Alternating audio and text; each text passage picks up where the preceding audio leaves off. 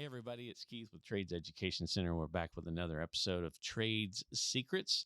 Thank y'all for tuning in. And today we have a very special guest, Mr. Bob Bradley from the Mechanical Contractors Association of Georgia. Did I get it right? That's exactly right. Yes. Perfect. And he is in charge of workforce development there. And that's, of course, perks my ears up when I hear somebody in workforce development. So somehow Bob and I got connected on LinkedIn, and here he is. He's here to talk to us and to talk to our apprentices today. But again, the whole point of us having people here is to talk about the trades, how they got into them, what's so great about the trades, and share your story. Well, I think the biggest problem we have is everybody wants to talk about the trade secrets, and we don't want it to be a secret anymore.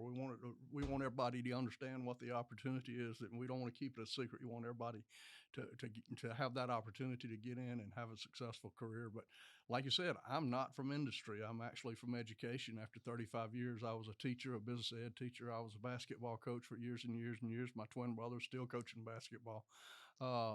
And I moved into administration, and after 35 years, I retired and needed something else to do. I had one in college and one in high school, and knew I needed to work, but I knew I'd spend enough time in the classroom. So I got an opportunity to represent the Mechanical Contractors Association of Georgia, which is 30 contractors all in the Atlanta area, and they do industrial commercial construction. So we're looking for young people that are interested in plumbing, pipe fitting, welding, and HVAC on the industrial commercial side. But what it does, it gives me an opportunity to talk about all trades and try to help connect young people anywhere where their passion lies. I love that. And you and I were just talking earlier offline here that we were able to go to, and you said you normally make it and you weren't able to, but the AGC, their Northeast Georgia Skills Challenge, I was able to go there yesterday, and that's something you and I think connected on, was the fact that I was talking to so many young people where they're like, oh, well, I'm in the welding competition, or I'm in the, this competition. I'm like, that's awesome. They're like, but you have a plumbing school. Yeah, I know, but that's awesome. Like, the fact that you're going after a trade, there's a lot of opportunity in every single one of those trades. Right, and there's multiple ways to get there. But if you haven't seen, first of all, you saw the regional. The state will take up one whole section of the Georgia World Congress Center. So if you hadn't seen it, you got to see that. I went last year. But then once you see that, you have to go to the Nationals in the summertime, because that one takes up the entire World Congress Center. Wow. It is, they'll bring kids from Puerto Rico, Guam, Hawaii, every state. Every state, they have kids there, and they come and compete on a national level. The winners actually go to they'll have a world skills contest. No kidding. Yes, and but it is a fabulous event. But again, I think all of us are doing a better job getting the word out about the opportunities in the skilled trades, or even not necessarily skilled trade, but any kind of opportunities out there not being traditional four-year college. They've all been pushed that that's the only way to to be successful, and that's not the case. Our 23-year-olds that finish our apprenticeship program, they're 23 when they finish. If they started at 18 years old, they're making $85,000, not counting benefits. When first-year teacher, bless her heart, she spent 5 years in college. She's got 5 years worth of loans, and she's probably bringing home $55,000-$60,000, but that's not counting benefits. You take the benefits out, poor lady's not making a whole lot of nothing. Yep. And I tell kids that all the time, so they'll know, be nice to your teachers. Be nice to them. They're not bringing home that much. I was going to say, you and I have that in common, and we've already taught that shop talk, if you will, about education. And you're right. Yes. Is there a place for 4-year degrees? There always will be. There are certain professions that need that type of training. And again, I think you and I agree on this.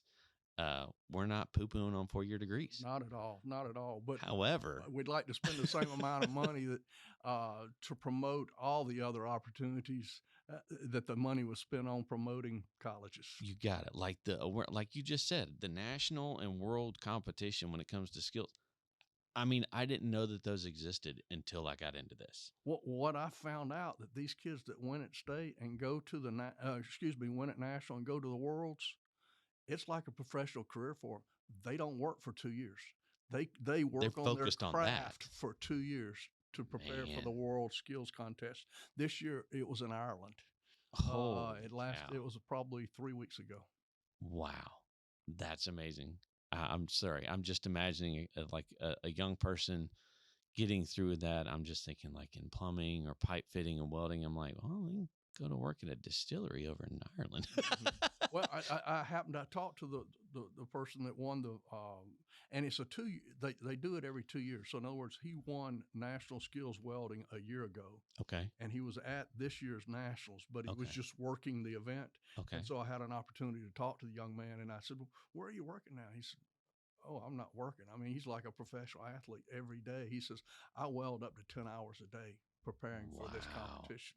Wow. So it really is like that, like a, Division 1 level prep, but for skills. Exactly, That's and promoted really cool. and sponsored and the whole deal.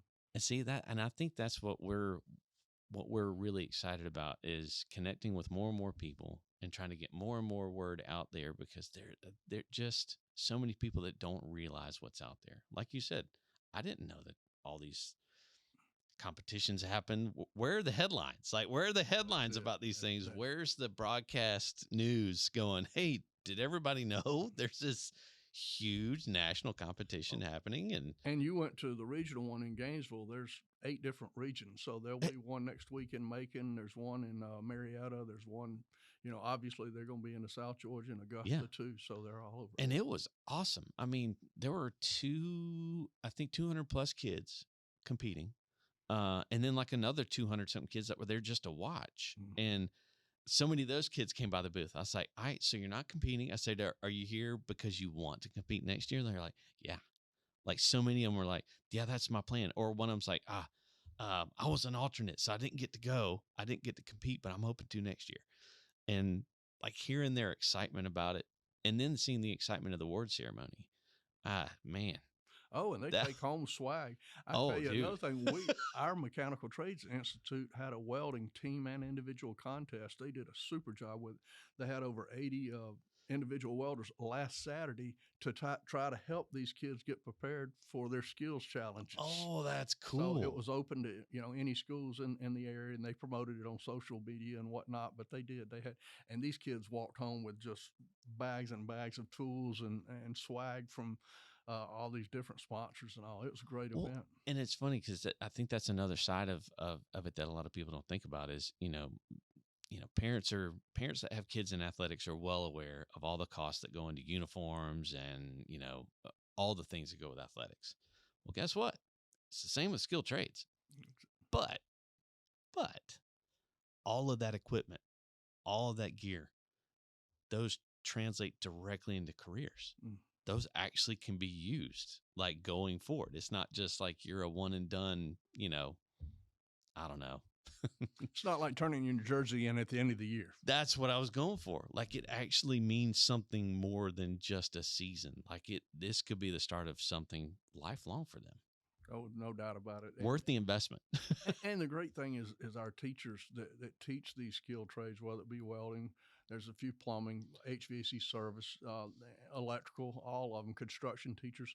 They all are committed to the Mm. industry and they're committed to these kids. They do such a great job with these young people and show them there's it's just not about reading, writing, math and English. It's about learning skills and preparing for the future. Well, if anything, and again, I think you and I as fellow educators, we can see this that I'm seeing in the skilled trades everything that you get in school from a K through 12 perspective, especially I would say K through 8. Everything that you learn, all those basics of arithmetic, reading, writing, all those really can come together in skilled trades. They do come together. I mean, the Right? more capable you are, the brighter your future is going to be in the skilled trades. Right. And so I see those as an immediate outlet for traditional K through 12 school is skilled trades. Man, you put all that stuff right to work. If an eighth grader wants to know, why do I have to know how to do this? Mm-hmm. I'll tell you why. Oh, they do a whole class on Pythagorean theorem. I wouldn't, again, I'm not from industry. I understand if a tree casts a shadow, I can figure out how tall the tree is, but Me and you, yeah. it's actually used in construction all the time. So Yeah, You're exactly right. and you might not see that on the entry level positions, but boy, you get on up, you're going to start seeing all that a lot. Yep. And that's what I told you a little while ago. I want these kids to retire as soon as they possibly can. I love retirement. I love that check coming every month, whether I, work or not. But, the sooner they find their passion, and if we expose it to them, maybe the sooner they will find their passion, the sooner they're able to retire and they can work because they want to, not because they have to. I was gonna, man, I'm so glad you said that because that's, Tim House I just told you was just here with us from Ream, and he said the same thing. He's like, honestly, he said my retirement plan is I ain't retiring. He goes, I'm having too much fun. I mean, and he did the master plumber thing, he did the service and new construction, he's done all that, but now he's in a position with Ream that he's truly like having fun going around showing people how to use their products and like you promoting the trades. Well, I mean, I I fell into it. The good Lord was looking after me because I didn't know what I was going to do.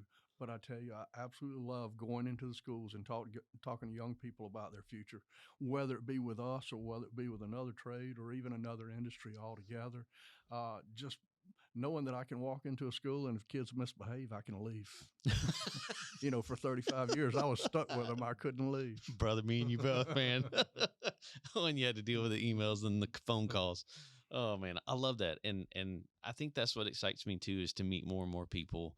Um, to know that, like you and I were talking, Tim, Chris, and I have this little trade school that we're trying to do, but knowing the more we get into it, the more I feel like we're just running alongside this, all the same people that have the same mindset.